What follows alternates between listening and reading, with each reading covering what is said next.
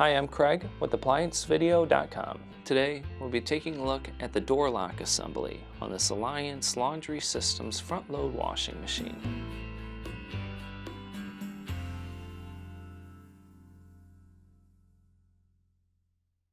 Stop. Before beginning any repair, always be sure to disconnect the power to the appliance.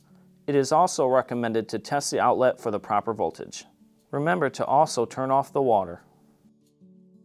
The main reasons why you'd be replacing your door lock would be if the unit will not lock or it will not unlock, causing an error code to display. Now, click on the link below to view this repair video.